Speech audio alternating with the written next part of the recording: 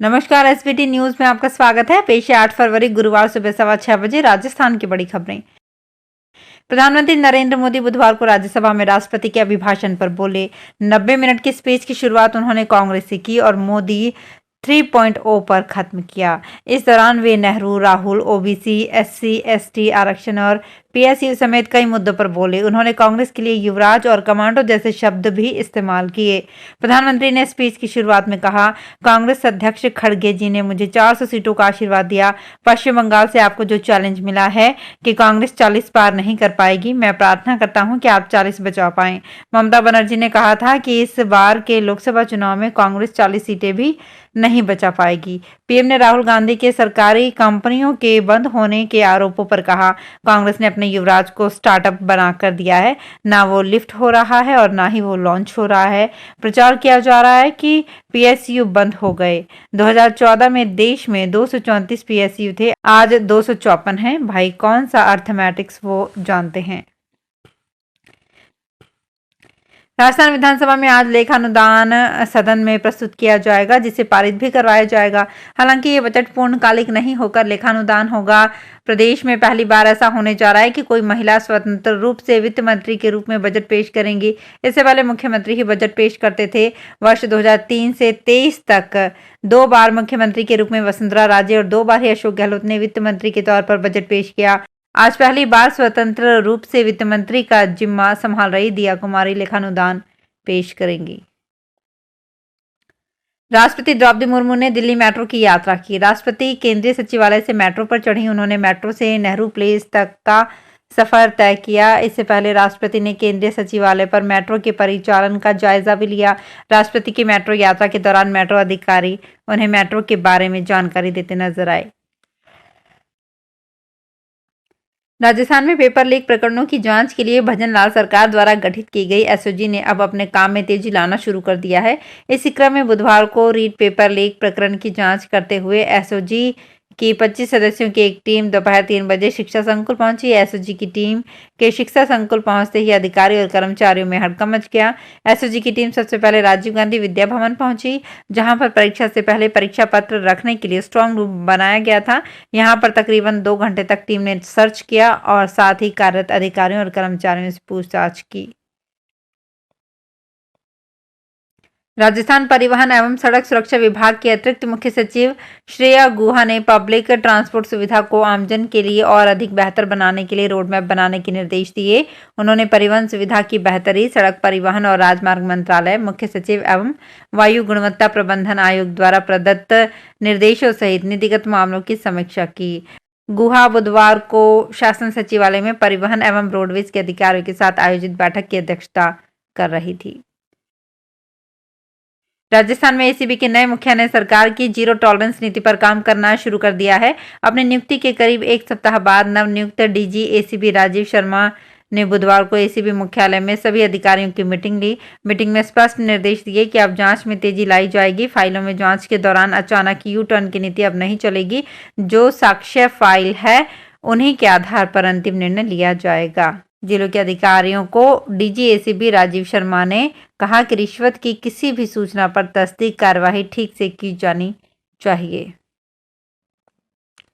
Jodhpur rail मंडल के अधीन संचालित ट्रेनों में एक माह में रेलवे ने 19,000 यात्रियों से 81 लाख के जुर्माने से कमाई की है, जो निर्धारित लक्ष्य के मुकाबले 24% अधिक है। गौरतलब है कि रेलवे ने ट्रेनों में बेटिकट यात्रा करने के विरुद्ध चलाए जा रहे अभियान के अंतर्गत जनवरी में जोधपुर मंडल में पकड़े गए 19,000 से भी अधिक यात्रियों से 81 लाख रुपए का राजस्व वसूल किया है। राजस्थान में प्रशासन शहरों के संग अभियान की तर्ज पर अब ग्रामीण क्षेत्रों में प्रशासन चुस्त हो गया है। प्रत्येक ग्राम पंचायत स्तर पर रोजाना 1 घंटे जन सुनवाई की जाएगी। सभी तहसील, पटवारी मंडल पर गिरदावर और पटवारियों के फोन नंबर सार्वजनिक रूप से नोटिस बोर्ड पर चस्पा होंगे। ग्रामीण फोन कर अपनी शिकायत दर्ज करवा सकेंगे। तहसील मुख्यालय पर भी हेल्प डेस्क स्थापित किया गया है। तहसील या उप तहसील मुख्यालय आने वाले ग्रामीणों को अपने प्रमाण पत्र आदि के लिए प्रपत्र भरवाने के लिए सहायता की जाएगी, जिससे उन्हें कार्यालय के चक्कर नहीं लगाने पड़ेंगे। राजस्थान के भजन लाल शर्मा सरकार ने पहली राजनीतिक नियुक्ति को हरी झंडी दे दी है। प्रदेश भाजपा के वरिष्ठतम नेताओं में से एक ओंकार सिंह लखावत को राजस्थान धरोहर संरक्षण प्राधिकरण का अध्यक्ष मनोनीत किया गया है। इस सिलसिले में सरकार के कला, साहित्य, संस्कृति और पुरातत्व विभाग के शासन उप सचिव नवीन यादव की ओर से आदेश भी जारी किए गए हैं। केंद्रीय स्वास्थ्य मंत्री मनसुख मांडविया ने गत दिनों करौली जिले में एक प्राथमिक स्वास्थ्य एवं मदर चाइल्ड केयर यूनिट का वर्चुअल लोकार्पण किया, लेकिन जिले के चिकित्सा एवं स्वास्थ्य विभाग के अधिकारियों को इसका पता तक नहीं है। दोनों स्थानों पर निर्माणाधीन भवनों पर न तो लोकार्पण की शिलापट्टिका लगाई गई है, न ही उस दौरान चिकित्सा विभाग की ओर से स्थानीय स्तर पर कार्यक्रम आयोजित किया गया। दरअसल शनिवार को जोधपुर में अखिल भारतीय आयुर्विज्ञान संस्थान के दीक्षांत समारोह में केंद्रीय स्वास्थ्य मंत्री मनसुख मांडविया आए थे। समारोह में केंद्रीय मंत्री ने प्रदेश में 241 करोड़ से अधिक के चिकित्सा संबंधी कार्यों का शिलान्यास और लोकार्पण किया था। इसके तहत हिंडौन जिला चिकित्सालय में मदर एवं चाइल्ड केयर यूनिट और सपोटरा के गांव दौलतपुरा में प्राथमिक चिकित्सालय भवन का भी लोकार्पण किया। शिक्षा विभाग की ओर से विधानसभा चुनाव परिणाम जारी होने के बाद से प्रतिनियुक्ति समाप्त करने और विभिन्न कार्यालयों में लगे शिक्षकों को कार्य मुक्त कराकर वापस मूल पदस्थापन स्थान पर ड्यूटी ज्वाइन करने के लिए आदेश दिए जा रहे हैं, लेकिन विभाग अपनी ही सरकार को अंगूठा दिखा रहा है। शिक्षकों का प्रतिनियुक्ति से मोह खत्म नहीं हो रहा है और अधिकारी बेपरवाही से आदेशों को हवा में उड़ा रहे हैं। यहां तक कि स्कूल शिक्षा मंत्री मदन दिलावर भी इस संबंध में सख्ती बरतने के संकेत दे चुके हैं। रामगढ़ उपखंड के पहाड़ी बास का सरकारी स्कूल में न स्वयं का भवन है और न ही पर्याप्त संसाधन। इसके बावजूद चुनावी साल में इसे महात्मा गांधी अंग्रेजी विद्यालय का दर्जा दे दिया गया है। ऐसे में सवाल उठता है कि बगैर भवन और संसाधन के ये विद्यालय किस प्रकार नौनिहालों को अंग्रेजी शिक्षा में निहाल कर पाएगा। पहाड़ी बास का स्कूल तो महज एक उदाहरण है। प्रदेश और अलवर जिले में ऐसे कई दर्जनों स्कूल होंगे जिन्हें चुनावी साल के दौरान बांटी गई रेवड़ियों के तहत कोई संसाधन न होने के बावजूद वहां के जनप्रतिनिधियों ने महात्मा गांधी स्कूल में तब्दील करवा दिया।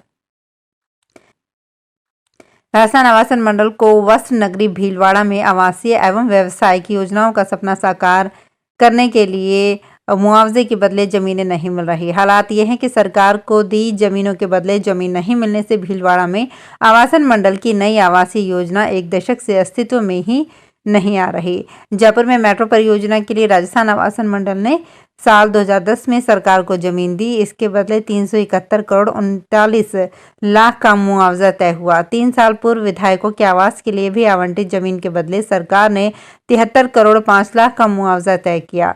इसी प्रकार मंडल ने एसएमएस हॉस्पिटल के ओपीडी टावर की 100 करोड़ की राशि दी।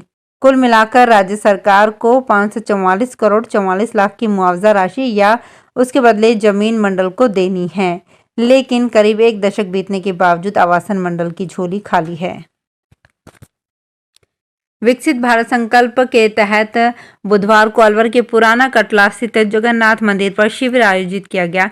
शिविर का उद्घाटन नगर निगम महापौर घनश्याम गुर्जर, निगम आयुक्त मनीष कुमार फौजदार ने किया। अलवर जिला कलेक्टर आशीष गुप्ता ने शिविर का अवलोकन किया। इस दरमियान स्थानीय पार्षद, नगर निगम कमिश्नर और एडवोकेट जितेंद्र शर्मा ने कलेक्टर गुप्ता को साफा पहनाकर स्वागत किया। जिला कलेक्टर आशीष गुप्ता द्वारा आए हुए सभी लोगों को शपथ दिलाई गई, जिसमें 2047 तक आत्मनिर्भर और विकसित राष्ट्र बनाने के सपने को साकार करेंगे। राजस्थान सरकार में जनजातीय क्षेत्रीय विकास एवं गृह रक्षा राज्य मंत्री बाबूलाल खराड़ी बुधवार एक दिवसीय दौरे पर सीकर जिले के खाटू श्याम जी पहुंचे। मंत्री खराड़ी ने परिवार सहित खाटू नगरी पहुंचकर बाबा श्याम के दर्शन किए और बाबा के दरबार में धोख लगाकर देश प्रदेश में खुशहाली की कामना की। मंत्री खराड़ी ने मंदिर कमेटी के पदाधिकारियों से मंदिर की व्यवस्थाओं को लेकर चर्चा की। इसके बाद मंत्री जयपुर के लिए रवाना हो गए। तो फिलहाल खास खबरों में इतना ही। ताजा खबरों की जानकारी के लिए देखते रहिए एसपीटी न्यूज। धन्यवाद।